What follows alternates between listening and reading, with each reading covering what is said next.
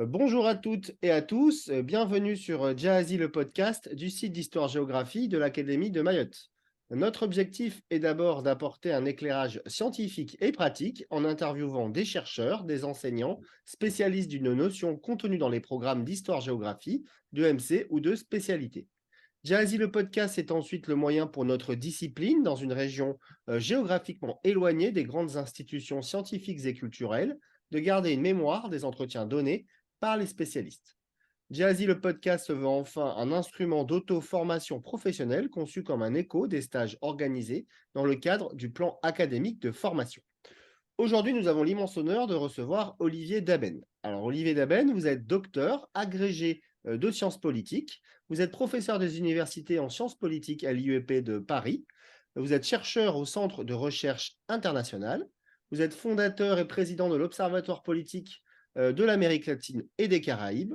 Vous êtes l'auteur de nombreux ouvrages sur l'Amérique latine et à ce sujet, nous conseillons à nos collègues particulièrement votre dernier ouvrage en collaboration avec Frédéric Louot intitulé Atlas de l'Amérique latine, polarisation politique et crise, qui est paru en 2022, ainsi que votre Atlas du Brésil, promesses et défis d'une puissance émergente, qui est paru, lui, en 2018. Par ailleurs, vous dirigez une publication annuelle, je crois que c'est la 15e cette année, dans le cadre des études du CERI, qui est accessible d'ailleurs gratuitement sur le site du CERI, dont le dernier numéro s'intitule Amérique latine, l'année politique 2022. Alors, pour animer ce podcast avec moi, comme à l'accoutumée, M. Clément Camouly-Lecran, professeur d'histoire-géographie, formateur académique et chargé de mission d'inspection. Alors, Olivier Daben, nous vous recevons aujourd'hui donc pour évoquer vos thèmes de recherche, à savoir les processus d'intégration régionale dans les Amériques et l'état de la démocratie en Amérique latine. Alors, pour débuter ce podcast, est-ce que vous pourriez nous brosser un portrait de la géographie des inégalités au Brésil et comment expliquer cette répartition territoriale? Oui, bonjour tout d'abord et je vous remercie de m'avoir invité et je vais faire de mon mieux pour répondre à vos attentes. Et si je ne suis pas suffisamment précis, n'hésitez pas à me demander plus de précision. Alors, si je dois commencer par brosser un portrait de la géographie des inégalités, je pense d'abord qu'il faut avoir en tête qu'on a affaire avec le Brésil à un des pays les plus inégaux au monde.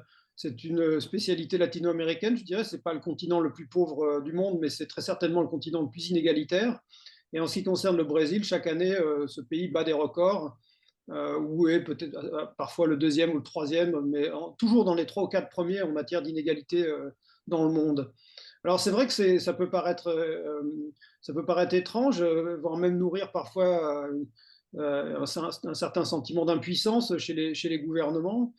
Bon, je pense que l'origine des inégalités, elle est lointaine. Je ne vais pas faire disons un cours d'histoire, mais ce sont des sociétés depuis l'époque coloniale qui ont toujours reposé sur de profondes inégalités sociales, tout simplement en raison du modèle économique de population européenne venue exploiter des richesses et les renvoyer, et repartir à la maison en Europe aussitôt les richesses extraites. Donc, ce n'est pas des territoires qui ont été tellement valorisés, c'est un modèle extractiviste de développement économique, peut-être que j'aurai l'occasion d'en reparler tout à l'heure, mais qui fait que ce modèle a reposé sur une relation profondément inégale à l'égard tout d'abord des populations autochtones qui habitaient sur place et qui ont été réduits à l'esclavage pratiquement, et puis ensuite disons, des secteurs aristocratiques qui ont su préserver leurs privilèges et ne pas, disons, se préoccuper de justice redistributive ou de distribution de bénéfices de la croissance aux populations au bas de l'échelle sociale. Donc c'est une longue tradition et je dirais que c'est une tradition qui s'est même aggravée, approfondie avec les années, en particulier lors des périodes historiques où il y a eu beaucoup de croissance économique au Brésil. Elles se sont traduites par un creusement des inégalités. En fait, il y a même, si vous voulez, une espèce de main invisible au Brésil qui fait que les inégalités se creusent aussi bien en phase de croissance économique qu'en phase de crise. C'est très étrange, mais c'est tout simplement parce qu'en phase de crise économique, ce sont les secteurs les plus vulnérables qui vont souffrir de l'impact de la crise. Et donc les inégalités se creusent parce que les populations les plus fortunées ne craignent pas grand-chose quand il y a une crise économique. Par exemple, quand il y a de l'inflation pénalise les pauvres, mais ne pénalise pas les riches. Les riches ont de l'épargne en dollars, donc ils sont parfaitement capables de faire face à ce genre de crise. Donc en phase de crise, les inégalités s'accroissent. Et en phase de croissance économique, ce sont les secteurs les plus privilégiés qui vont tirer profit de la croissance, et donc les inégalités se creusent aussi. J'aurai peut-être l'occasion de le préciser plus loin aussi, mais il n'y a qu'une seule période dans l'histoire contemporaine de l'Amérique latine où on a vu les inégalités et la pauvreté baisser simultanément. C'était les années 2000, le début des années 2000, avec un boom économique, un boom des exportations. J'entrerai plus dans les détails, mais c'est une période vis-à-vis de laquelle il ne faut pas se tromper. C'est une période absolument exceptionnelle. Si on regarde l'Amérique latine aujourd'hui, ben, on se rend compte que avec les multiples crises qui frappent ce continent comme le reste du monde, les crises sanitaires, les crises climatiques, ben, l'Amérique latine, les inégalités en Amérique latine et au Brésil tout particulièrement sont reparties à la hausse. Tous les bénéfices sociaux qui avaient été engrangés dans les années 2000 ont été perdus. Et on retrouve de nouveau une Amérique latine profondément inégalitaire. Si on regarde l'impact de Covid, par exemple, bah, on voit que le Covid a évidemment touché massivement les populations les plus démunies, beaucoup plus que les classes moyennes ou les classes aisées. Donc voilà, ça paraît très difficile. Ce n'est pas une fatalité, les inégalités, mais c'est très certainement un problème difficile à régler. Alors, juste un dernier mot, les inégalités se mesurent de façon diverse, je dirais. Il y a des inégalités à l'intérieur d'un pays entre les catégories sociales, mais il y a aussi des inégalités à l'intérieur des grandes villes, par exemple. Il y a aussi des inégalités entre pays. Enfin, il y a de multiples façons de mesurer les inégalités, mais elles donnent toutes le même résultat, en fait. C'est-à-dire, lorsqu'on est au Brésil, si on voyage, plus on va vers le nord du pays, plus on va vers le Brésil pauvre, avec de profondes inégalités. Plus on va vers le sud, c'est l'inverse. Si on va dans les grandes villes, il y a des quartiers qui sont riches, séparés par des murs, par une sorte de ségrégation socio-spatiale qui sépare les classes moyennes des classes défavorisées. Donc, c'est vraiment les inégalités, c'est multidimensionnel et c'est toujours à des niveaux extrêmement élevés. Mais bon, je reviendrai peut-être sur les différentes formes de croissance économique tout à l'heure. Très bien, merci beaucoup. Alors justement, vous parliez des écarts de richesse et de la ségrégation socio-spatiale. Juste une petite question rapide, parce que c'est quelque chose qu'on doit aborder avec les élèves en classe de 5e et de seconde. Donc, ce que vous dites, c'est que ce n'est pas un cliché, en fait, les images de ce Brésil avec donc des quartiers coupés en deux par des murs, par exemple la photo très célèbre du bidonville de Paraisópolis, avec d'un côté la favela et de l'autre la tour avec les piscines et ce côté grand luxe. Les clichés qu'on peut avoir avec les riches qui se déplaceraient non plus en voiture, mais qui se déplacent en hélicoptère privé. Tout ça, c'est la réalité du terrain. Absolument, oui, c'est tout à fait impressionnant pour nous, Européens, qui sommes habitués à quand même une certaine égalité sociale. Il y a des riches et des pauvres en Europe, mais ce n'est pas du tout au niveau que l'on peut observer au Brésil. Et c'est vrai que quand on se promène dans une grande ville, effectivement, surtout dans les plus grandes villes, Sao Paulo, Rio, Rio étant évidemment la caricature, mais on peut se promener et tout d'un coup se retrouver dans des quartiers extrêmement prospères avec des immeubles de très très grand luxe comme on n'en verrait même pas en Europe. Et puis 500 mètres plus loin, on rentre dans les favelas, on rentre dans de l'habitat précaire, on rentre dans l'informel, dans l'informalité, souvent aussi dans la violence. Et on a vraiment l'impression qu'il y a un mur, et parfois il y a effectivement des murs qui séparent les riches des pauvres. Alors, après, on parle de ségrégation socio-spatiale, bien sûr, c'est une réalité. Il ne faut quand même pas non plus complètement exagérer en décrivant deux mondes complètement séparés. parce qu'en fait, ces mondes sont en contact. Et en fait, les gens qui habitent dans la favela, dans des conditions qui sont parfois difficiles, ce sont des gens qui risquent bien d'aller travailler chez les riches. Les femmes vont aller faire le ménage, les hommes vont servir de chauffeurs ou vont assurer de la sécurité privée. Il y a beaucoup de contacts. On n'a pas affaire à deux mondes à part. C'est une seule et même société, mais elle est clivée, c'est sûr. Et dans les têtes, les représentations mentales de ce que doivent être les rapports sociaux, c'est très particulier parce que pour les catégories élevées, classe moyenne haute, ce caractère clivé, la séparation, c'est quelque chose d'assez naturel en fait. Et donc c'est difficile de lutter contre les inégalités parce qu'en fait, au Brésil, il y a une partie de la population qui considère que les inégalités sont normales, qui considère que finalement, pour s'en sortir, les pauvres n'ont qu'à faire des efforts. Et que la vie récompense toujours les gens qui prennent des initiatives et qui sont déjà souvent issus de catégories favorisées. Donc, tout le monde ne considère pas l'inégalité comme une catastrophe. Il y a aussi une dimension très politique derrière tout ça. Et c'est vrai que chez certains secteurs conservateurs, depuis toujours, depuis l'époque coloniale, on considère, on considère que eh bien, les inégalités, c'est naturel, c'est humain en quelque sorte, et il n'y a pas grand-chose qu'on peut faire si ce n'est l'effort individuel. Alors évidemment, je suis en train de parler d'une petite minorité de la population. Pour les gens qui appartiennent aux 60% de la population qui vivent dans l'informalité, c'est évidemment une autre histoire, et ils aimeraient bien pouvoir profiter d'un ascenseur social qui leur permette de vivre comme vivent les catégories les plus aisées.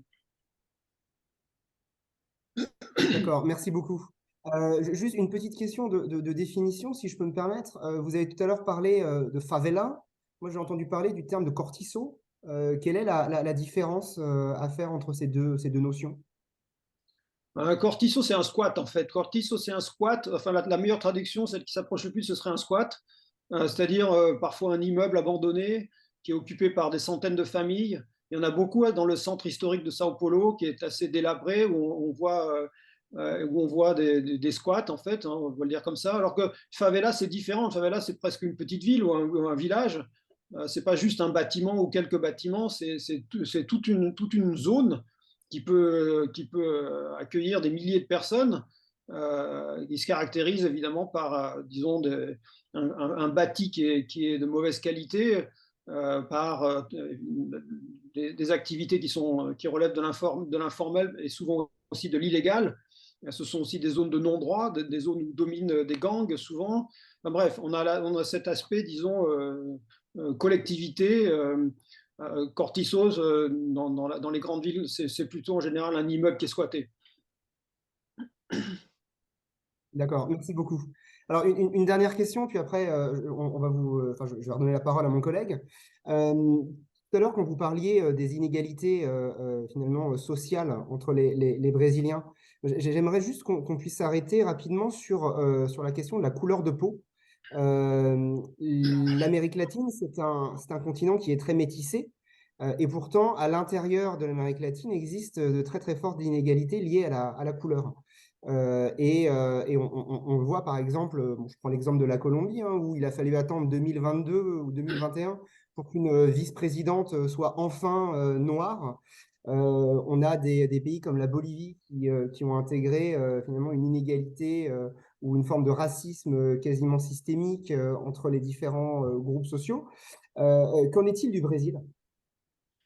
Alors oui, pareil, même pire, je dirais. Effectivement, au Brésil, la couleur de la peau est un déterminant social, hein, c'est-à-dire plus la peau est sombre, plus il y a de chances qu'on a affaire à des catégories pauvres, et réciproquement, hein, c'est-à-dire plus la peau est blanche, les yeux clairs, plus on a affaire à des gens riches ou classe moyenne élevée, etc. Après, la caractéristique du Brésil par rapport aux autres pays d'Amérique latine, c'est qu'il y a un certain nombre d'intellectuels qui ont développé la théorie de la démocratie raciale pour en fait expliquer qu'il y avait certes des clivages, mais qu'en fait il y avait tellement de métissage au Brésil que finalement ce qui caractérisait, c'était une sorte de grande de grandes communautés de valeurs autour de l'appartenance à un pays qui s'appelle le Brésil, et où donc cette démocratie raciale fait que tout le monde est sur un pied d'égalité, en fait, parce qu'il y a beaucoup de métissage. Alors ça, c'est un mythe qui a été développé dans les années, au XXe siècle, dans les années 30, 40, et qui a été démenti. Enfin, aujourd'hui, plus personne n'y croit trop. Quand même, on trouve de temps en temps ce genre de discours. Mais aujourd'hui, on a bien compris, chiffre à l'appui, que en fait, voilà, le dégradé de couleur correspond au dégradé social. Et effectivement, comme vous l'avez souligné, le Brésil, c'est par exemple, c'est le deuxième pays africain le plus grand du monde, plus peuplé. On trouve très très peu de Brésiliens noirs dans les catégories dominantes, que ce soit dans le monde économique, que ce soit dans les meilleures universités, que ce soit dans le monde politique, bien sûr. On va surtout trouver des populations blanches. Et c'est vrai qu'il y a du métissage, mais le mythe de la démocratie raciale ne tient pas. Très bien, merci beaucoup. Merci. Pour continuer toujours sur cet échange, je vais revenir sur ce dont vous avez parlé tout à l'heure. Vous avez parlé de modèle extractiviste pour le Brésil. Alors, est-ce que déjà vous pourriez nous expliquer ce que c'est et est-ce que vous pourriez aussi nous en dire un petit peu plus sur l'économie et l'état de l'économie brésilienne? Et troisième question, le Brésil fait partie des BRICS. Comment il se positionne sur la scène internationale aujourd'hui? Alors, le modèle extractiviste, c'est en fait le modèle colonial. C'est un modèle économique qui fait reposer la croissance sur l'extraction, d'où le terme extractiviste, sur l'extraction de matières premières qui sont valorisées dans les échanges internationaux. En gros, c'est de ça dont il s'agit. Ça a été le modèle colonial parce que les colonisateurs portugais ou espagnols dans le reste de l'Amérique latine sont venus dans cette partie du monde pour extraire des richesses. Donc le modèle extractiviste, c'est ce qui caractérise le modèle colonial, mais l'Amérique latine n'a jamais vraiment complètement tourné la page du modèle économique extractiviste colonial, et pour une raison qui a à voir avec les incroyables richesses dont sont dotés les pays d'Amérique latine. En fait, il y a tout en Amérique latine, aussi bien, disons, les produits agricoles. L'Amérique latine peut nourrir le monde sans problème, que des produits plus miniers. Il y a absolument tous les métaux, tout ce que vous pouvez imaginer, vous le trouvez en Amérique latine. Donc en fait, c'est à la fois évidemment une immense richesse, un immense avantage, mais c'est aussi une punition. L'économie qui repose sur l'extraction d'une rente est une économie peu développée en fait, et qui donne dans la facilité. Et en fait, l'Amérique latine a connu, le Brésil a connu des cycles économiques au fur et à mesure des décennies du développement économique, de la révolution industrielle, etc. Le Brésil, ça a été le caoutchouc, ça a été le café, ça a été le cacao, ça a été le soja, ça a été, et puis évidemment les activités forestières. Bon. Donc en fait, en fonction de la demande à l'échelle, au plan international, c'est un pays qui adapte sa production, mais qui ne sort pas du modèle extractiviste. Alors il y a quand même une exception, effectivement, qui a été au Brésil dans les années, en gros les années 60, où sous l'impulsion d'abord de deux présidents civils, puis après d'une longue dictature militaire qui a duré plus de 20 ans, le Brésil s'est industrialisé. Donc en fait, le Brésil, c'est le seul pays d'Amérique latine dont on peut dire qu'il a fait un effort pour développer un appareil industriel, notamment une industrie sidérurgique, et qui lui a permis ensuite de construire des voitures, des avions, même des ordinateurs, etc. C'est un pays qui a quand même été assez loin dans le modèle d'une industrialisation générée par un effort politique de la part d'élites qui étaient persuadées que ce pays pouvait faire partie des grandes économies du monde. Bon, ça a été très spectaculaire jusque dans les années 70-80. Après, ça s'est ralenti. Et puis, il y a eu les fameuses années 2000 que j'évoquais rapidement tout à l'heure, qui ont vu un boom des matières premières dans le monde. Et là, le Brésil en a pleinement profité. Donc, ça a été bénéfique pour la lutte contre les inégalités que j'évoquais tout à l'heure, parce que tout d'un coup, les gouvernements se sont retrouvés avec des marges de manœuvre fiscales importantes, leur permettant de développer des plans de lutte contre la pauvreté à très grande échelle et qui se sont révélés très efficaces. Mais il y a eu une contrepartie, et cette contrepartie, ça a été la désindustrialisation. Donc, en fait, si vous voulez, les années 2000, c'est un modèle de croissance made in China, en quelque sorte, c'est-à-dire la Chine qui achète toutes les matières premières qu'elle peut acheter au Brésil, mais qui, en contrepartie, vend des produits élaborés, des produits industrialisés. Et certains économistes ont expliqué que la Chine avait renvoyé le Brésil au 19e siècle. Et ce n'est pas complètement faux, c'est-à-dire dans les années 2000, on a vu le pays se désindustrialiser parce que son industrie n'était pas compétitive par rapport à la Chine. Donc, la Chine a tout acheté, mais la Chine a aussi beaucoup vendu au Brésil. Et au final, le bilan, il n'est pas très bon. Et aujourd'hui, il y a quelques jours, par exemple, le président Lula s'est rendu en Chine et il a essayé de discuter de ça, comment réindustrialiser avec l'aide des Chinois le Brésil. Ça va pas être simple. Mais disons que le Brésil est dépendant des cycles économiques. Donc c'est une source de fragilité, bien entendu, parce que le Brésil ne peut pas développer des plans à long terme, des plans économiques, parce qu'ils sont dépendants disons, de la contrainte extérieure, de l'évolution de la demande dans les échanges internationaux. Donc voilà, la situation économique de ce fait n'est pas très réjouissante. Je reviendrai, si vous voulez, plus en détail sur cette question-là, mais vous m'aviez posé aussi une question sur les BRICS. Alors ça, c'est très intéressant parce que les BRICS, donc, c'est un groupe de pays, le Brésil, c'est le B, c'est Brésil, le R, c'est la Russie. Il y a aussi BRICS, attendez, d'un coup, il me manque la Chine, bien sûr, et l'Afrique du Sud. Voilà. L'Inde. Et l'Inde. Voilà, on y arrive.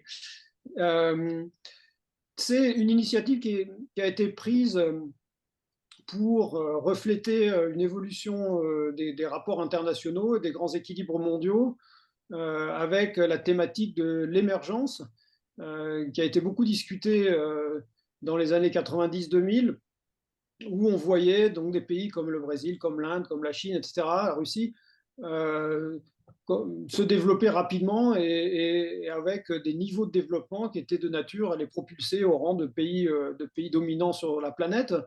Et le Brésil a pleinement joué ce rôle.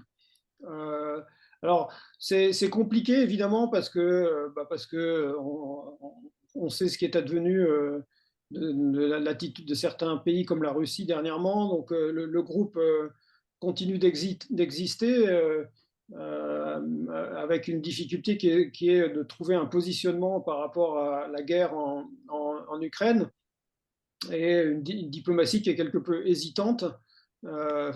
Aucun des pays BRICS a condamné la Russie, mais quand certains l'ont fait du bout des lèvres, aucun n'a pris des sanctions. Donc, bon, c'est pas aujourd'hui, disons, un groupement au plan international qui est très actif. Étant donné la conjoncture. Mais même en dehors de cette conjoncture, l'idée selon laquelle d'autres pays pouvaient contribuer à construire un ordre mondial multipolaire, cette idée, elle a vécu parce qu'on se rend compte qu'en fait, on est dans une situation beaucoup plus bipolaire que multipolaire. Et finalement, les BRICS incarnent une position qui rappelle celle de la guerre froide, en fait.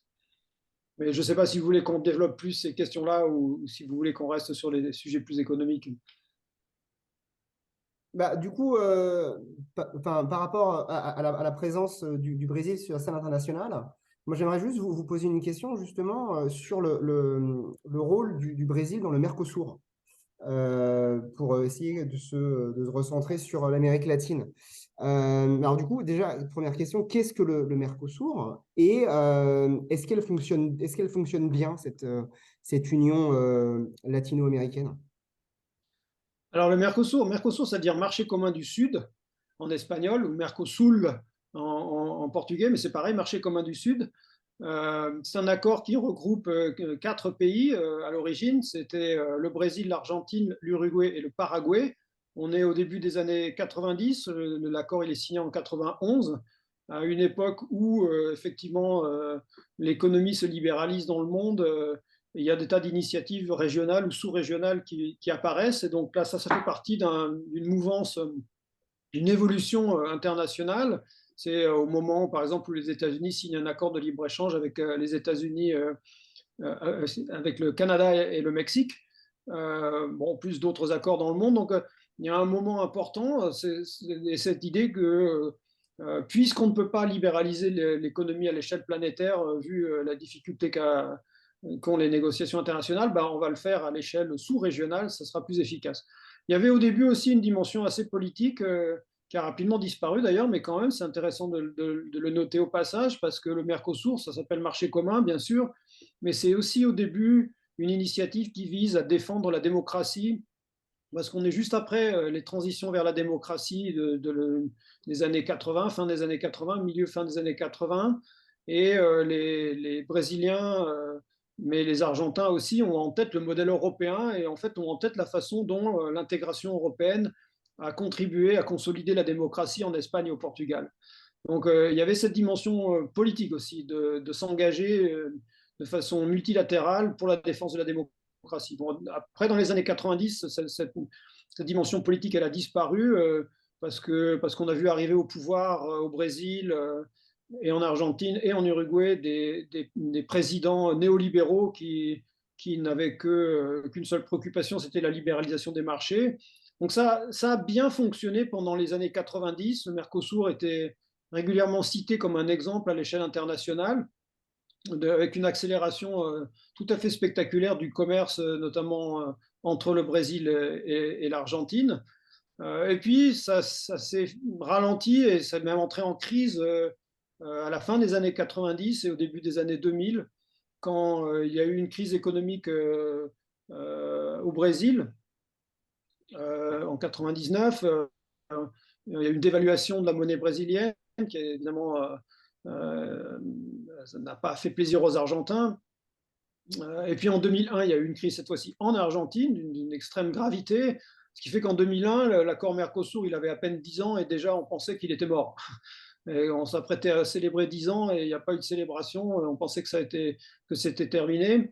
Bon, il a été relancé ensuite dans les années, fin des années 90, etc. C'est vrai que après, avec l'arrivée au pouvoir de Lula, lors de son premier mandat, là, on est en 2002, début des années 2000, et pendant les 8 années de Lula, il a essayé de relancer le Mercosur tout en affichant une préférence claire pour l'ensemble de l'Amérique du Sud. En fait, le Mercosur, c'est devenu un petit peu petit et le Brésil de Lula, c'est un Brésil flamboyant qui veut jouer un rôle à l'échelle planétaire et qui a besoin d'une zone d'influence plus grande que simplement les 4 pays du Mercosur. Et c'est la raison pour laquelle ils vont créer l'Union des nations sud-américaines qui regroupe tous les pays d'Amérique du Sud, sous le leadership du Brésil, un petit peu aussi sous l'effet stimulant des positions vénézuéliennes de Hugo Chavez, la révolution bolivarienne. Mais voilà, si vous voulez, le Mercosur, c'est une histoire qui est assez caractéristique de ce qu'est le régionalisme en Amérique latine, l'intégration régionale en Amérique latine. C'est fragile, encore une fois, dépendant des cycles économiques internationaux. Ce sont des accords qui n'ont aucun caractère supranational, comme on peut le connaître dans l'Union européenne.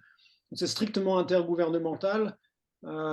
Et en fonction de l'agenda, c'est pas très efficace. Et si on regarde en particulier le commerce, on va se rendre compte que après 20 ans de Mercosur, voire même 30 ans de Mercosur, les échanges intra-régionaux sont pas très développés. Donc il y a un vrai problème, mais c'est assez facile de comprendre pourquoi. C'est tout simplement puisqu'on a affaire à des économies de rente, des économies extractivistes, c'est difficile d'imaginer que les pays vont beaucoup exporter entre eux parce qu'ils produisent les mêmes choses. Donc, en fait, ce sont des économies qui sont plutôt tournées vers les grandes zones développées pour l'achat de leurs matières premières, comme la Chine ou comme l'Europe ou les États-Unis, et qui sont mal intégrées à l'intérieur de la zone. Donc, voilà, Mercosur, aujourd'hui, c'est plus vraiment une priorité pour grand monde, sauf pour les Européens.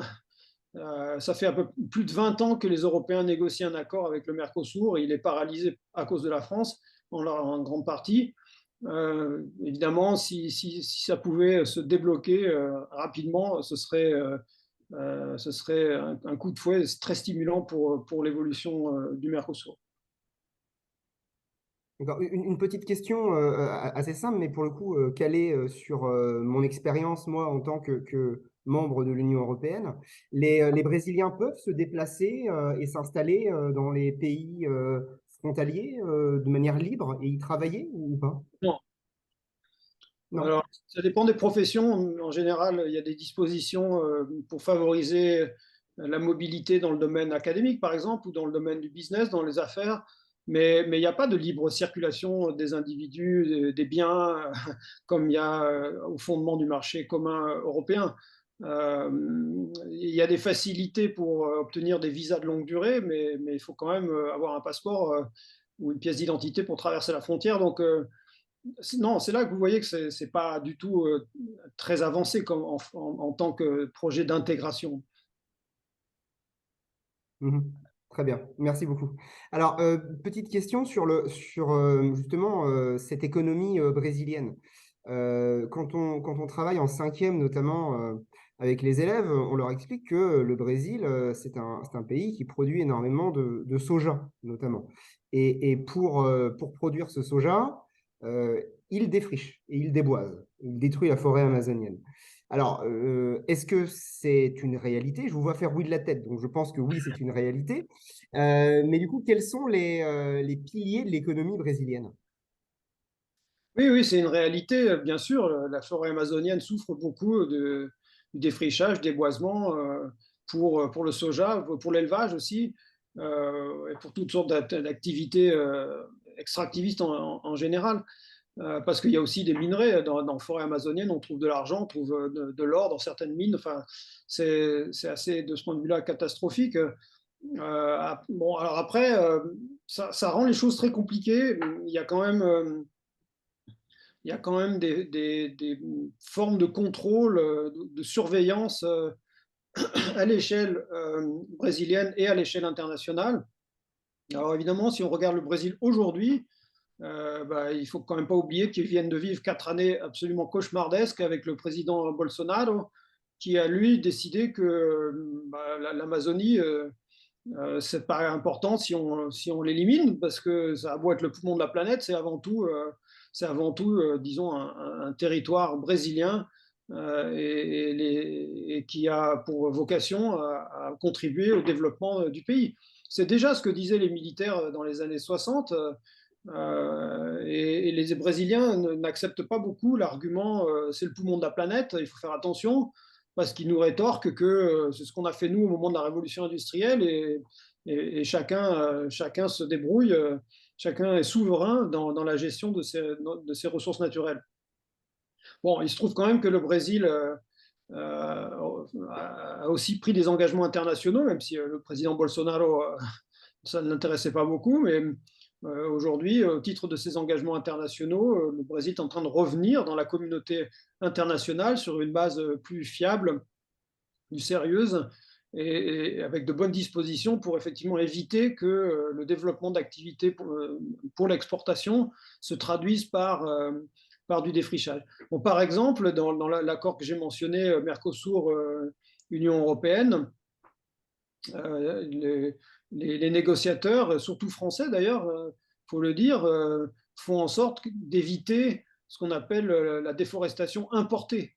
C'est-à-dire, on sait très bien que si on signe un accord qui va favoriser les importations de soja brésilien, on sait très bien ce qu'on est en train de faire. On est en train d'aider le Brésil, d'accompagner le Brésil dans la déforestation. Donc c'est ce qu'on appelle la déforestation importée, parce que la finalité de la déforestation au Brésil, c'est pas de produire pour le Brésil, c'est d'exporter chez nous en France et en Europe. Donc, pour éviter la déforestation importée, il faut que dans les accords, il y ait des dispositions qui prévoient que chaque, chaque tonne importée ne correspond pas à une tonne défrichée. Mais c'est pas du tout évident parce que en matière d'engagement internationaux, rien n'est obligatoire. On doit faire confiance au pays pour qu'il soit raisonnable, mais on peut pas le surveiller. Chaque pays est souverain et si les Brésiliens veulent continuer à détruire la forêt amazonienne, malheureusement, on va pas pouvoir faire grand-chose pour les en empêcher. Enfin, je vous rassure, c'est plus le cas. Avec le retour de Lula, on voit de nouveau apparaître un Brésil. Mais enfin, si vous me permettez sur ce point, juste pour vous montrer qu'il y a quand même une très grande complexité dans ces questions-là. Parce que quand Lula était président pour la première fois, entre 2002 et 2010, au début de son premier mandat en 2002, il était arrivé avec des intentions assez prometteuses concernant l'environnement, et ça n'a pas duré. C'est-à-dire pour tous ceux qui pensaient que la gauche au pouvoir au Brésil, ça allait se traduire par des incitations à développer l'agriculture familiale pour permettre aux Brésiliens de se nourrir correctement et éventuellement d'exporter du surplus. Mais pour ceux qui pensaient que la gauche allait protéger l'Amazonie, ça n'a pas duré plus de 2 ans. Il y avait Marina Silva, l'emblématique ministre du développement et de protection de la nature du premier gouvernement Lula, elle a démissionné rapidement. Et on a vu un clivage à l'intérieur de la gauche entre une gauche, disons, extractiviste qui voulait développer de l'agrobusiness et une gauche plus favorable à l'agriculture familiale. Et la première gauche a clairement gagné. Et pendant les années qui ont suivi, pendant tout le deuxième mandat de Lula, voire même pendant le premier mandat de Dilma Rousseff qui lui a succédé, même parti politique, Parti des travailleurs de gauche, on a vu tous ces gens-là au service du développement de l'agrobusiness parce que ça fait des points de PIB que le Brésil a décrété qu'il en avait besoin. Et donc, la déforestation, elle a continué. Alors aujourd'hui, les temps ont changé. Le troisième mandat de Lula, le monde a changé parce qu'il y a eu les accords de Paris, parce qu'il y a eu la COP, il y a eu plein d'engagements internationaux. Mais on comprend quand on voit certains gouvernements en Europe dire qu'il va falloir attendre un peu pour voir si Lula il est sérieux en matière de lutte contre la déforestation parce qu'il a beaucoup déçu pendant son premier mandat. Merci pour cette réponse. Alors, une question qui n'est pas dans celle qu'on vous a envoyée, mais une question d'actualité. Ça me fait penser à ce que vous disiez tout à l'heure sur le fait que l'Amérique latine possédait toutes les richesses, toutes les ressources possibles et imaginables. On aurait pu donc penser que dans la période de crise, avec la crise ukrainienne, l'Amérique latine finalement profite de cet épisode. Et pourtant, ce n'est pas du tout le cas, puisque je crois que l'Argentine est à quasiment 100% d'inflation. Le Brésil, ça fait 20 ans qu'il n'y a pas eu autant d'inflation. Alors, comment on peut expliquer cela, justement? Oui, vous avez complètement raison. Et effectivement, on pensait que le Brésil allait même se substituer à l'Ukraine pour le blé, pour les céréales, etc. Bon, et d'une certaine façon, c'est arrivé, mais pas tant que ça. Alors, je crois qu'il y a deux choses. La première, c'est que la désorganisation du commerce international qui était prévue il y a 1 an, au début de la guerre, ne s'est pas concrétisée comme on le craignait, en fait. Finalement, il y a eu un accord avec la Russie, par exemple, pour permettre l'exportation de blé. Voilà, je pense que l'ampleur. Alors là, moi, je ne suis pas économiste, donc ce que je peux vous en dire sous sous réserve de vérification. Mais j'ai l'impression que ce qu'on anticipait ne s'est pas vérifié, du point de vue, je dirais, de l'ampleur de la crise et du coup du pont d'or fait aux Latino-Américains pour qu'ils se substituent aux Ukrainiens, par exemple, pour exporter du maïs ou du soja un petit peu partout dans le monde. Ça, c'est une première peut-être explication. La deuxième, c'est une caractéristique propre à l'Amérique latine, qui est que l'Amérique latine qui est si bien dotée, cette économie de rente, c'est une malédiction. Et il y a toujours eu des dysfonctionnements en Amérique latine. Chaque fois qu'on pense que l'Amérique latine va entrer dans une phase plus favorable, ça ne se passe pas comme ça, et tout particulièrement dans des pays. Alors l'Argentine, c'est la caricature, bien sûr. Enfin, je dis ça parce que c'est vrai qu'à chaque fois qu'il y a un cycle économique plus ou moins favorable, ça rapidement provoque des dérapages, de l'inflation, des monnaies surévaluées, etc. Enfin, ce que les économistes appellent la maladie de la vache folle. Non, oui, bon. Et la maladie hollandaise, pardon. Le Dutch disease. C'est ça, la maladie hollandaise, la Dutch disease, qui est bien connue des économistes et qui est à la, disons, à l'origine de cette thèse sur la malédiction des ressources primaires.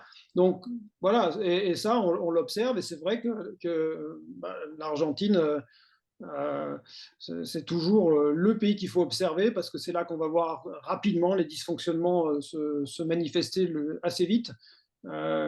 Et, et voilà, et on ne sait jamais trop comment en sortir, si ce n'est en attendant qu'un. Parce qu'après, vous avez aussi, assez typiquement dans le cas de l'Argentine, mais le Brésil c'est un peu pareil, vous avez aussi le calendrier politique, électoral. L'Argentine est en campagne électorale. Donc, c'est vraiment pas un bon moment. Les campagnes électorales se traduisent toujours par des bouffées d'inflation parce qu'il y a un excès de dépenses publiques pour financer les campagnes. Donc, c'est pas un bon moment. Mais c'est jamais un bon moment pour l'Argentine. Mais ça, ce que vous dites sur l'Argentine, je l'entends parfaitement, mais quand on parle du Brésil, on parle quand même d'un pays qui a changé 6 fois de monnaie entre 86 et 94.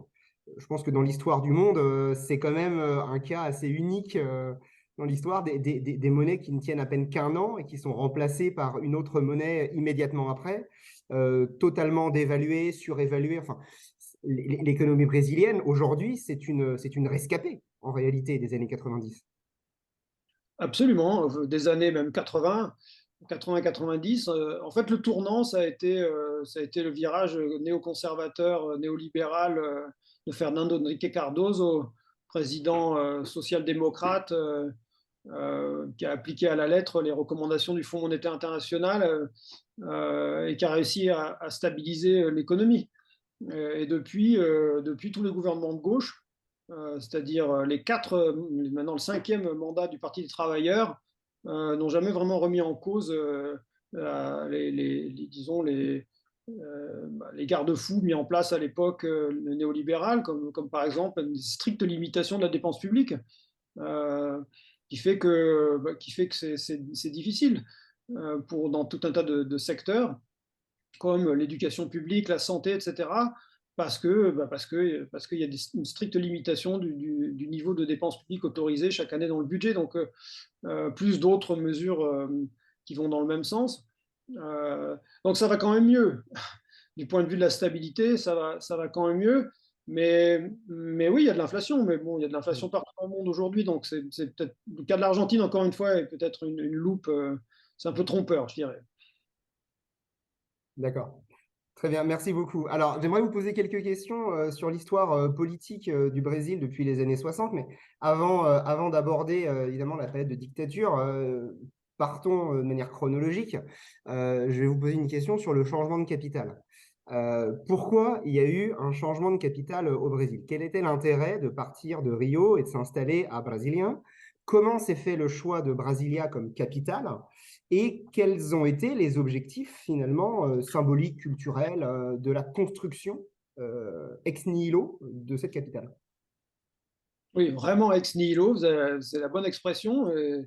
Et du coup, je pense que ce qu'il faut comprendre dans cette affaire, c'est que l'effet qui était recherché, c'était justement d'installer une capitale, surtout une capitale administrative, bien sûr, parce que ni une capitale culturelle, ni une capitale économique, parce que ça, c'est Rio et São Paulo. Donc, une capitale administrative ex nihilo, et puis surtout au milieu de rien, loin de tout, pour le dire autrement. Euh, Pas un souci d'efficacité, pas un souci de aussi, disons, changer un petit peu l'image de la politique qui était pas très bonne. Surtout pour symboliser la capacité de ce pays à se projeter dans l'avenir, à se projeter dans un monde nouveau qui est celui d'un pays piloté par des experts qui sont éloignés des schémas classiques de corruption et de la classe politique traditionnelle, avec un effort d'urbanisme, une réflexion urbanistique qui est assez remarquable, il faut le dire, une architecture révolutionnaire. Donc le Brésil a voulu lancer un signal fort au reste du monde en disant qu'en moins de 4 ans, ils étaient capables de construire une nouvelle capitale au milieu de rien et qui serait un gage disons, de sa capacité à se projeter dans un monde de grands pays développés. On trouve tout ça. Quand on regarde un peu plus près, c'est vrai que la façon qu'ils ont eu de dessiner, en même temps qu'ils construisaient une ville, de dessiner la ville, elle a pris la forme d'un grand oiseau avec des ailes qui sont déployées et avec l'oiseau qui vole vers le nord, vers l'Amazonie, justement, dont on parlait, qui est cette promesse de développement économique. Et puis avec une concentration des pouvoirs publics assez impressionnante, avec la présidence de la République, avec les 2 chambres, avec la Cour suprême, avec des bâtiments pour les différents ministères. Tout ça est très concentré autour d'une place qu'ils ont appelée la place des 3 pouvoirs, et qui permet vraiment de consolider la gouvernabilité du pays, au sens où c'est assez facile pour le président de sortir de son palais, de marcher, d'aller voir des députés, d'aller travailler à la Cour suprême. Tout ça, ça crée un esprit de corps, une solidarité entre les preneurs de décision, entre les politiques, qui a été conçu pour améliorer le fonctionnement de ce pays, le fonctionnement de la démocratie à l'époque. Donc voilà, Rio qui était la deuxième, la première capitale, c'était Salvador de Bahia à l'époque coloniale, puis Rio au moment du pays de la période impériale, et puis après l'indépendance.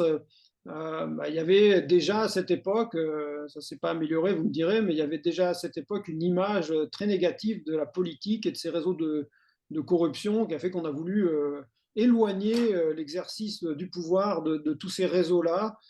Alors après, est-ce que ça a vraiment marché?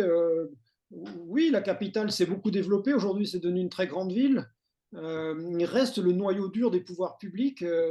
Là où ça n'a pas forcément si bien marché, c'est que les gens viennent à Brasilia pour travailler, puis ils repartent. Mais ils n'ont pas réussi à totalement concentrer toutes les activités fédérales autour de cette ville. Bon, par contre, c'est vrai qu'aujourd'hui, c'est devenu un endroit à visiter. Pour ceux qui s'intéressent à l'urbanisme politique, c'est tout à fait intéressant de voir comment ils se sont organisés. Donc, c'est un petit peu ça à l'époque. Kubitschek, le président, avait dit on va faire en 50 ans. On va faire en 5 ans des réformes qu'on devrait pouvoir faire en 50. On va accélérer, et il l'a fait. C'est quelque chose qui est assez surprenant et qui du coup a contribué au mythe du Brésil, pays émergent, pays prometteur. Stéphane Zweig qui parlait de pays terre d'avenir. Et donc, ça a créé une symbolique indiscutable. Aujourd'hui, ce qu'on constate aussi, c'est que la contrepartie, c'est que cette configuration, cette architecture, cet urbanisme, et cette concentration des pouvoirs publics autour de la place des 3 pouvoirs a facilité la tâche des gens qui étaient dans la rue il y a quelques mois, parce que vous pouvez paralyser le pays et prendre possession des lieux assez facilement. Bon, vous n'avez pas besoin d'aller très loin si vous voulez envahir la présidence de la République et 10 minutes après, le Sénat ou un autre ministère. Justement, ça, la fameuse place des 3 pouvoirs, je comptais vous poser une question dessus tout à l'heure pour aborder les événements de janvier. Donc, juste avant qu'on parle de ça, dans les années 60-80, de 64 à 85, il me semble, le Brésil, comme malheureusement l'ensemble de ses voisins sud-américains, a connu une période de dictature militaire de droite. Est-ce que vous pourriez nous expliquer un petit peu ce que c'était que vivre sous la dictature militaire au Brésil, les aspects politiques, sociaux, droits de l'homme, par exemple? Alors, c'est une dictature qui n'a pas été aussi violente que les voisines en Argentine, au Chili, ou si on élargit un peu au Guatemala, ou dans certains pays d'Amérique centrale.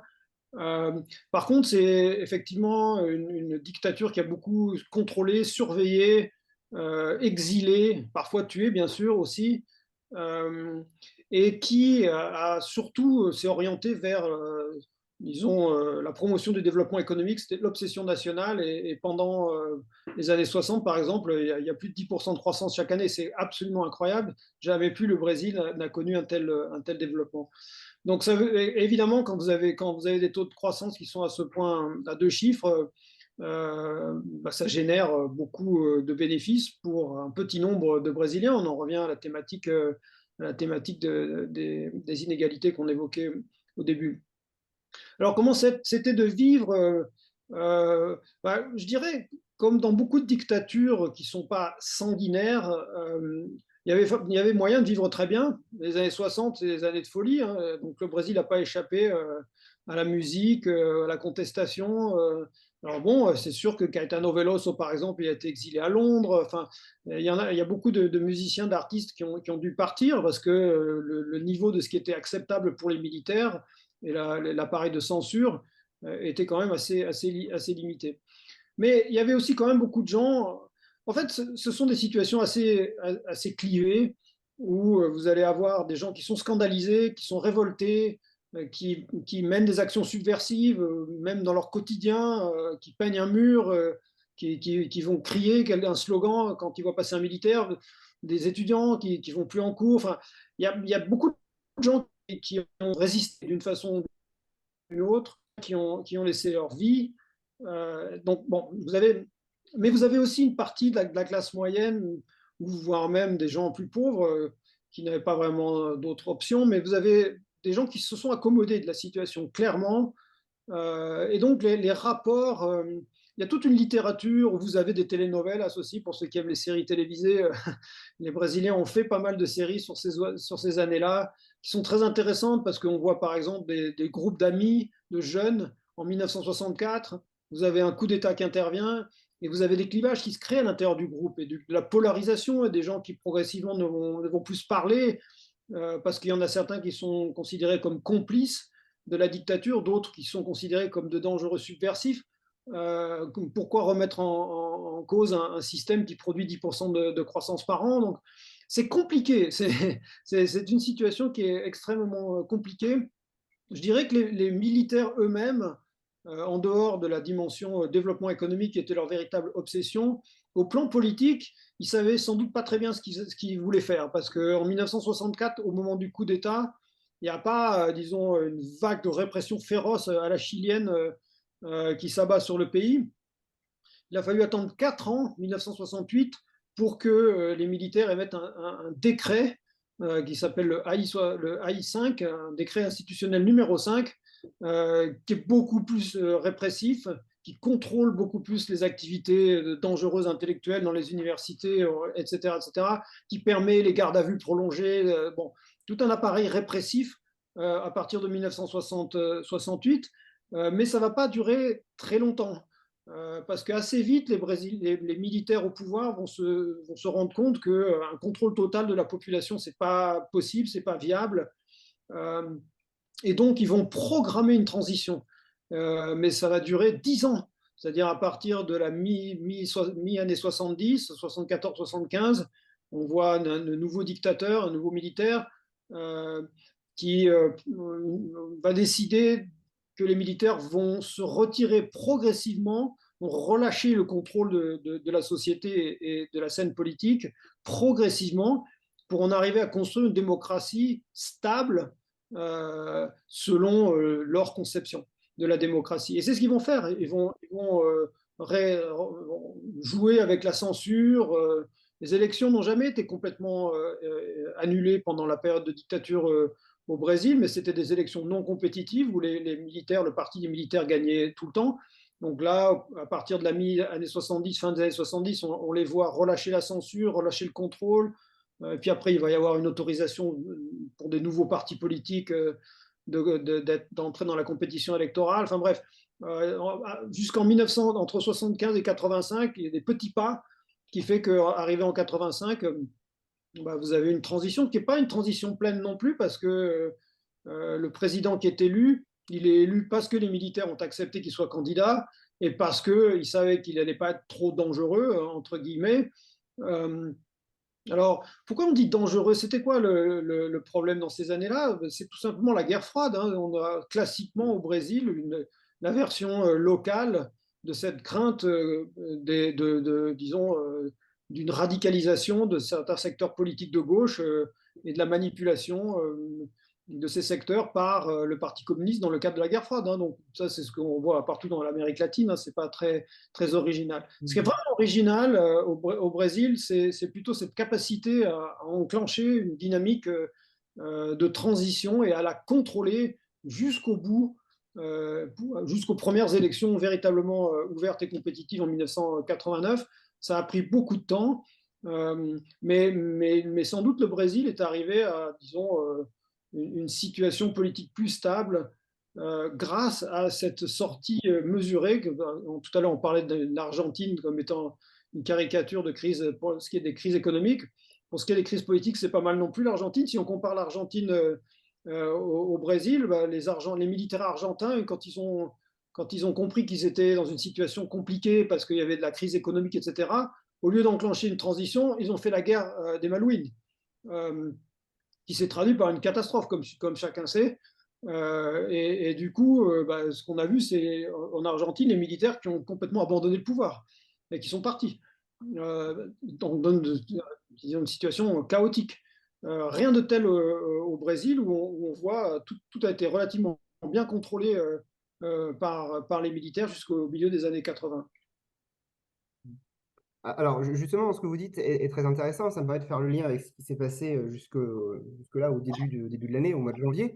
Une démocratie, oui, une démocratie stable, certes. Mais là, qu'est-ce qu'on voit finalement depuis une dizaine d'années? On voit des présidents brésiliens qui sont dire jusqu'au cou dans des affaires de corruption. On voit une présidente qui a été destituée par la Cour suprême, il me semble. Ensuite, on a son vice-président qui devient président et qui ne peut pas se présenter tellement il est impopulaire. Je crois le président le plus impopulaire de l'histoire du Brésil. Ensuite, on a Bolsonaro qui arrive au pouvoir. Alors, on jettera un voile de pudeur sur les termes que l'on pourrait employer pour le qualifier, mais en tout cas, c'est le retour d'un militaire au pouvoir. Et là, maintenant, de nouveau, un président qui a été président pendant 8 ans, me semble-t-il, qui a été emprisonné, qui a été ensuite réhabilité et qui revient à la présidence. Est-ce qu'on ne peut pas dire quand même que la présidence, en tout cas la démocratie brésilienne, certes, est stable, ça c'est clair, mais est-ce qu'elle n'est pas à bout de souffle? Oui, oui, oui, complètement, vous avez raison. À bout de souffle, je ne sais pas très bien ce que ça veut dire, mais elle est devenue ingouvernable déjà, pour commencer. Et d'ailleurs, c'était la crainte des militaires. Les militaires, ils ont voulu imposer par la force un système politique qui d'ailleurs ressemblait aux États-Unis, c'est-à-dire deux grands partis politiques, tous les deux relativement modérés. Bon, aux États-Unis, on en est loin, hein, maintenant aussi. Mais à l'époque, dans les années 80, c'était le modèle. Le modèle des militaires brésiliens, c'était il suffirait qu'il y ait du bipartisme, que deux grandes forces politiques modérées alternent au pouvoir et on aurait une démocratie stable. Ils ont œuvré dans cette direction. Ils avaient déjà un parti politique, les militaires, pendant la dictature. Ils ont autorisé, vers la fin de la dictature, la création d'un parti qui réunissait toute l'opposition. Donc leur idée, c'était ça, quoi, deux grandes forces politiques. Ça a marché très peu. Et après, le Brésil, il est retombé dans ces travers que justement les militaires avaient critiqués, c'est-à-dire le multipartisme. Le multipartisme, ça veut dire quelque chose de très simple. Ça veut dire quand vous avez des élections, vous allez vous retrouver, quand vous avez des élections législatives, vous allez vous retrouver avec une assemblée qui comprend 20, 25, parfois 30 partis politiques. Donc imaginez ce que ça peut représenter en termes de difficulté à construire des coalitions et à gouverner. C'est très compliqué. Et en fait, nous, en sciences politiques, on a plein d'indices pour mesurer plein de choses.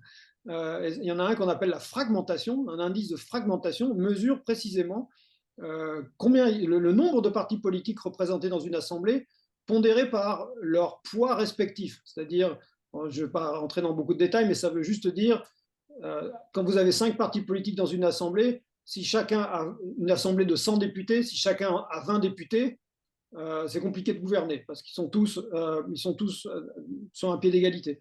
Si vous avez 5 partis politiques dans une assemblée de 100, mais vous avez un parti politique qui a 90 députés et puis les autres se partagent les 10 restants, c'est facile de gouverner. Donc il faut toujours tenir compte du poids respectif des partis, ce n'est pas juste le nombre de partis. Bref, je referme ma parenthèse de professeur de sciences politiques, mais ce qu'il faut comprendre, c'est que le Brésil, c'est pas seulement le pays des inégalités, c'est aussi le pays de la fragmentation. C'est-à-dire le Brésil bat tous les 4 ans son propre record du monde de fragmentation électorale. Donc un pays absolument ingouvernable. Et à partir de là, ça complique tout. Parce qu'un pays ingouvernable, ça veut dire les groupes de pression traditionnels, des gens qui sont influents dans le pays, n'arrivent plus à manipuler ou à influencer comme ils le font, parce qu'il y a trop de partis, il y a trop d'acteurs en jeu, et ça devient extrêmement compliqué. Après, vous avez une autre donnée qui est la démocratie, pour beaucoup de Brésiliens, ça marche et c'est acceptable que quand on gagne. Et il y a eu un problème en Amérique latine, alors là j'élargis un petit peu parce que ce n'est pas que au Brésil, mais il y a eu un problème justement dans ces années 2000 de boom économique. Ce sont des années où la gauche a gagné beaucoup d'élections, pas simplement au Brésil avec Lula, mais aussi presque partout ailleurs dans le continent. Et ça n'a jamais vraiment été accepté. C'est-à-dire vous avez beaucoup de gens, de secteurs politiques ou économiques influents qui ont considéré que ces dangereux activistes de gauche pouvaient mettre en péril le fameux modèle extractiviste que j'ai expliqué tout à l'heure et qui leur a assuré une rente depuis toujours. En gros, c'était ça, la crainte. Et du coup, cette conception d'élections libres à l'issue desquelles il ne faut pas trop s'éloigner, disons, de l'intérêt général. Et cet intérêt général passe toujours par, si vous voulez, ce modèle économique qu'on ne veut pas déstabiliser. Donc c'est un petit peu ce qui s'est passé au Brésil quand Lula a été élu pour la première fois.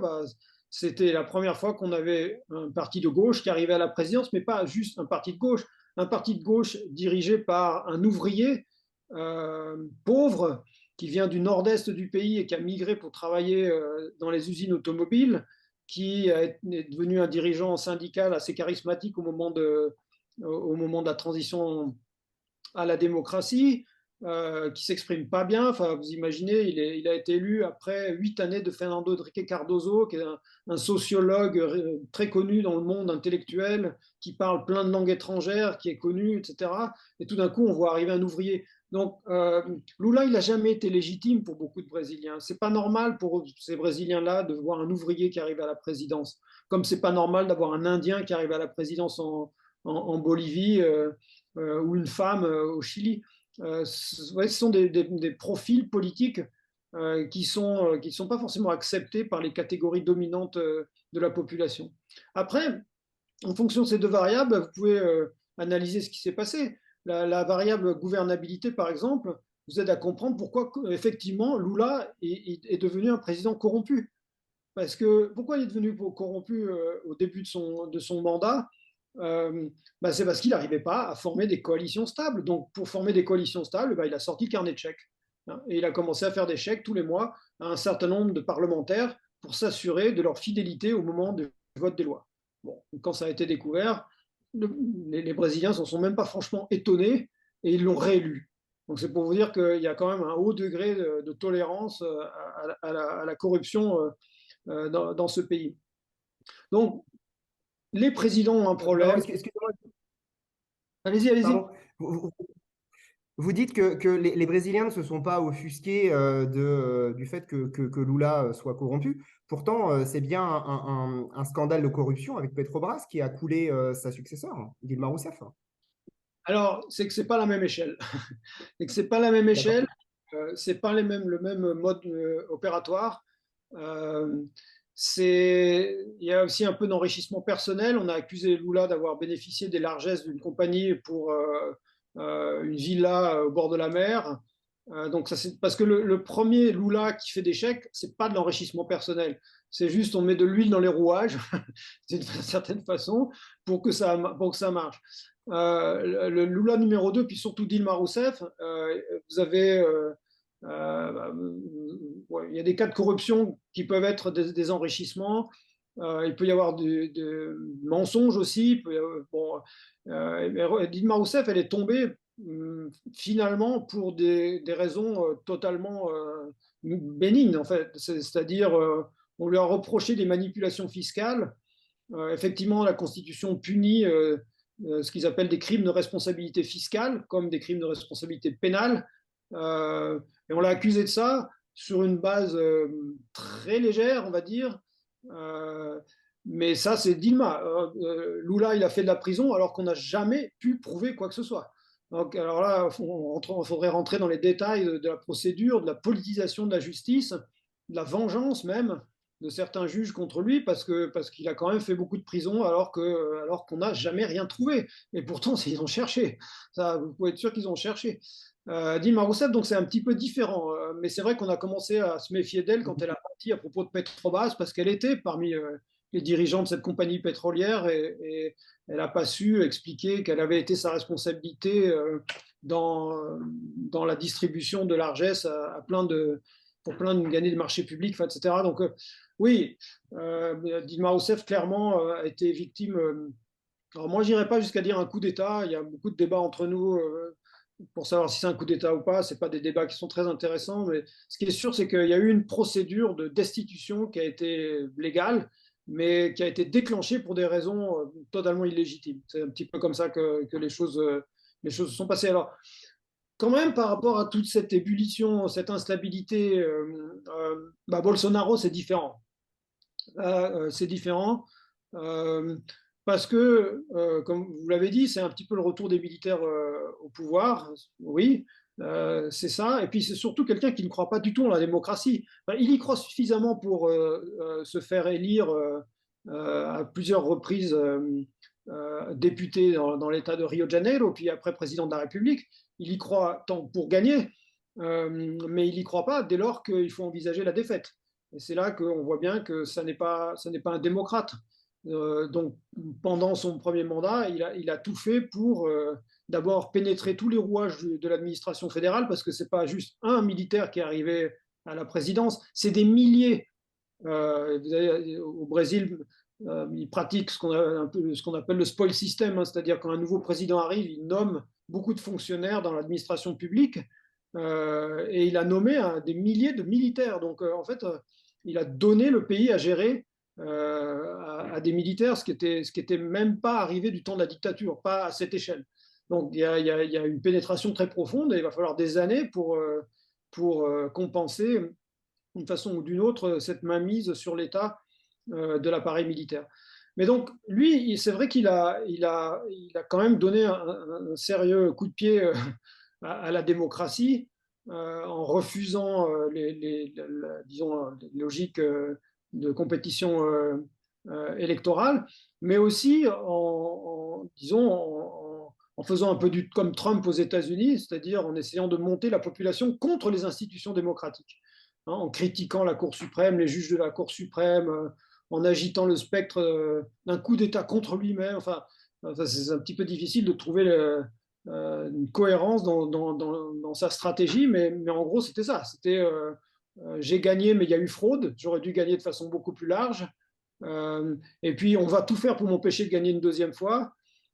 Et puis, on va même préparer un coup d'État contre moi. Donc, j'en appelle aux militaires pour qu'ils viennent m'aider. Donc, c'est vrai que là, on a franchi un seuil dont on a du mal à dire si on est vraiment sorti aujourd'hui. Tout semble être revenu dans l'ordre avec Lula, mais il y a quand même beaucoup de mécontentement et rien ne permet de dire que Bolsonaro, il est fini. Et justement, c'est ce qui s'est passé avec l'événement au début du mois de janvier où finalement il aurait appelé la population à aller défendre finalement le fait qu'il n'ait pas été réélu, alors qu'en fait il aurait été réélu, mais la victoire lui aurait été volée. Enfin bon, tout ça pour dire que du coup, la population se réunit sur cette fameuse place des trois pouvoirs à Brasilia. Et c'est là que finalement tous les journaux télévisés du monde en ont parlé, ont montré les différents bâtiments qui se trouvaient sur cette place et évidemment on fait le parallèle avec ce qui s'était passé il y a juste quelques années auparavant avec le problème de la non-réélection de Trump avec l'invasion du Congrès à Washington. Finalement, est-ce qu'il ne faut pas voir une forme de répétition? Est-ce que l'histoire ne se répète pas finalement? C'est absolument indiscutable que pour Bolsonaro, Trump, c'est le modèle. Ça, c'est sûr. Mm. Donc, Le Trump des tropiques, comme il se faisait appeler. voilà, exactement. Donc, en fait, cette façon qu'il a eue d'ameuter la population, de dire venez m'aider, il faut qu'on se défende, cette élection, elle a été volée, il y a eu une fraude massive, etc., etc. Bah oui, c'est du Trump typique. Euh, alors, ça n'a pas marché, hein, comme on le sait, mais il y a quand même eu des moments de forte inquiétude, parce que quand la place des trois pouvoirs a été envahie, on peut pas vraiment dire que la police ou l'armée se soit précipitée pour mettre de l'ordre. Ils ont un peu laissé faire, vraisemblablement. Il y avait peut-être des complicités. Bon, mais au final, à la fin de la journée, tout le monde est rentré à la maison, de quelque sorte, presque. Et on a pu, à ce moment-là, finalement prendre la mesure de l'aura de Bolsonaro, et ce n'était pas quand même ce qu'on craignait. Déjà parce que s'il avait eu les moyens d'organiser une grande manifestation à Brasilia, il l'aurait fait le jour de l'investiture, c'est-à-dire une semaine avant, et pas à ce moment-là. Donc on ne voit pas trop bien quelle est la stratégie, si ce n'est faire comme on peut, se débrouiller, faire une démonstration de force, mais finalement non, ça c'est pas traduit par ce qu'il attendait certainement un raz-de-marée avec des millions de gens. C'est pas ça qu'on a vu. Ce qui est plutôt rassurant, bien sûr. D'accord. Alors, oui, ce qui est évidemment très rassurant. Alors, on arrive bientôt à la fin de notre heure d'entretien. Juste une dernière question, si je peux me permettre. Et j'utiliserai en support le fond d'écran qui se trouve juste derrière moi. Est-ce que vous pourriez rapidement nous présenter les différentes politiques sociales de l'État brésilien pour lutter contre les fameuses inégalités socio-économiques dont on parlait tout à l'heure? Donc là, évidemment, j'ai une illustration de la fameuse Bolsa Familia, mais j'ai cru comprendre qu'il y avait aussi un programme pour réduire le problème de malnutrition parmi la population les plus pauvre. Du coup, est-ce que vous pouvez nous présenter ces programmes et est-ce qu'ils sont efficaces? Et qu'en est-il aujourd'hui en 2023? Est-ce que Bolsonaro les a arrêtés ou est-ce qu'au contraire, ils vont pouvoir continuer? Alors, Bolsa Familia a été le programme phare connu, exporté même dans le monde. Et pour répondre à la question sur l'efficacité, oui, il a été très efficace pendant un moment. En quoi il consiste et en quoi c'était quelque chose de nouveau? Par rapport aux autres modèles plus anciens d'État-providence en Amérique latine, au Brésil en particulier, c'est assez novateur, mais pas complètement. Il y a toujours eu disons, des capacités redistributives. Le Brésil, par rapport à ses voisins, c'est un pays où il y a disons, une fiscalité qui est assez redistributive et où, d'une certaine façon, on peut dire que l'État capte une part importante de la richesse nationale à des fins de dépenses sociales. Donc, ce n'est pas la catastrophe de ce point de vue-là. Mais ça n'a jamais empêché les inégalités de se reproduire. Donc, en fait, les politiques sociales avant Lula favorisaient surtout les classes moyennes, c'est-à-dire, par exemple, l'éducation publique, par exemple, la santé, par exemple, le logement. Il y avait des politiques de logement pour aider l'accession à la propriété, mais ça ne concernait pas les pauvres. Il y avait des politiques pour financer l'éducation publique, ça ne concernait que très peu les pauvres, etc. Alors, la vraie nouveauté avec Lula, avec Lula, et les gens qui ont réfléchi à ces questions autour de lui et avant lui, c'est qu'en fait, les politiques vont être des politiques de transfert conditionnés. Ce qu'on a appelé des transferts conditionnés, c'est on verse une allocation à une famille pauvre, mais on va exiger en contrepartie que cette famille pauvre scolarise ses enfants et assure un suivi médical des enfants. Alors ça, c'est très intéressant parce que la conditionnalité, fait que, normalement, les familles doivent, à échelle une génération, sortir de la pauvreté définitivement parce qu'ils ont reçu une éducation et ils sont en bonne santé. Donc ça, c'est intéressant et ça marche. C'est-à-dire, les sommes d'argent impliquées sont relativement modestes et les bénéfices sont très importants.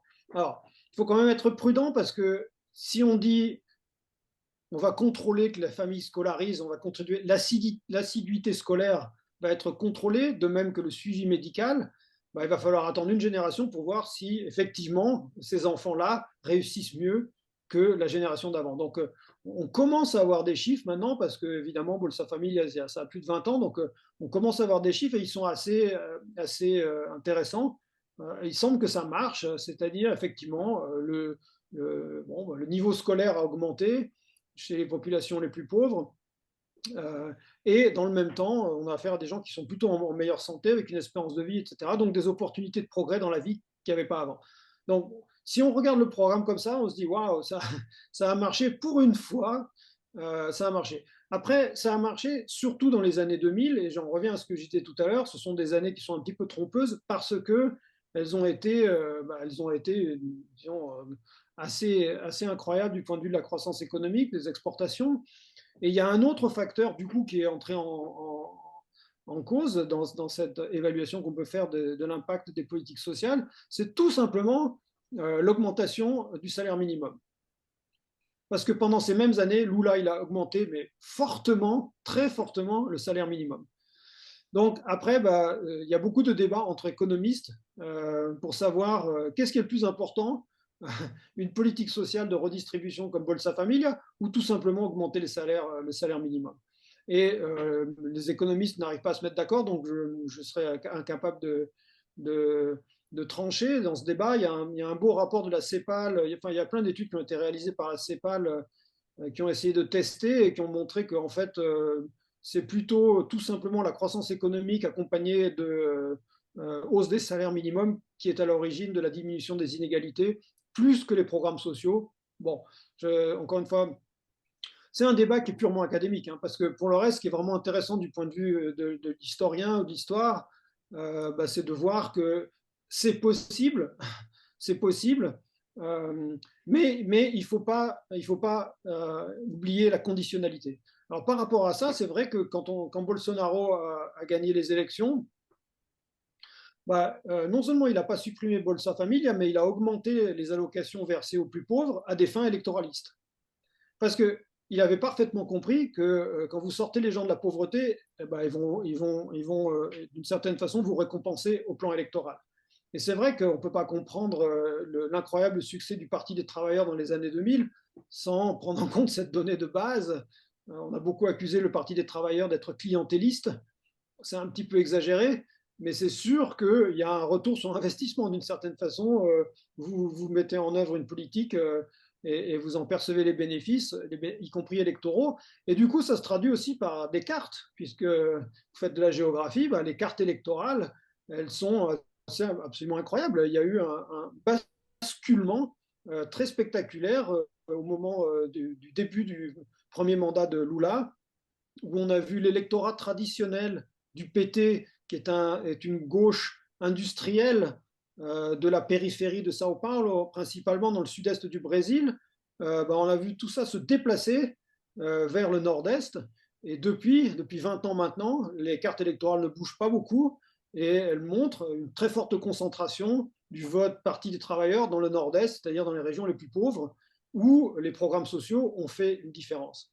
Et en gros, quand vous avez quelqu'un qui tout d'un coup peut envoyer ses enfants à l'école, qu'il a l'eau courante et l'électricité alors que ça lui était jamais arrivé, vous pouvez être sûr qu'il va voter Parti des travailleurs le reste de sa vie en signe de reconnaissance pour les progrès sociaux. Donc, et ça, Bolsonaro, il l'a compris, donc il a fait la même chose, sauf qu'il a voulu en faire trop, et par là, je dis, il a éliminé en grande partie la conditionnalité pour juste distribuer de l'argent aux pauvres sans condition. Et en augmentant les montants pendant la période de la campagne électorale. Enfin, vraiment de la caricature de clientélisme électoral, et ça n'a pas marché. Ça n'a pas marché même du tout, c'est-à-dire il n'a pas du tout fait bouger la géographie électorale du pays. On aurait pu s'attendre à ce que, puisqu'il était allié avec l'Église évangélique, on aurait pu s'attendre à ce que dans certaines zones du Brésil où vous avez des gens pauvres et où l'Église évangélique est très influente, ces gens allaient basculer. Ils n'ont pas du tout basculé. Et on a conservé la même géographie électorale, ce qui prouve que ça n'a pas marché. Et du coup, ce qu'on voit aujourd'hui, c'est un retour à ce qui avait bien marché. Lula, de toute façon, il est engagé dans une restauration généralisée de tout ce qu'il avait fait il y a, en 2000, entre 2002 et 2010. Donc, on voit revenir les programmes sociaux. Là où il y a évidemment une différence, c'est qu'il n'y a pas autant de croissance économique que dans les années 2000. Il n'y aura pas d'augmentation massive des salaires minimums comme à cette époque. Et tout ce qui est accompagné, c'est-à-dire par exemple les universités publiques qu'il a créées. Enfin, bon, ils ont beaucoup dépensé dans ces années-là, ils pouvaient se le permettre. C'est plus du tout le cas aujourd'hui. Donc il ne faut pas s'attendre à des miracles de ce côté-là. Très bien. Merci beaucoup pour vos réponses qui ont été très claires et très intéressantes. Oui, ben, oui, merci. Merci, Monsieur Daben, pour cet échange, pour toutes ces réponses particulièrement claires, synthétiques et développées, comme on vous l'avait demandé, donc parfait pour nous. Vous retrouverez donc ce podcast sur le site académique d'histoire-géographie de l'Académie de Mayotte, qui s'appelle Jahazi. Merci à toutes et à tous, et à bientôt. Au revoir. Au revoir. Merci, au revoir.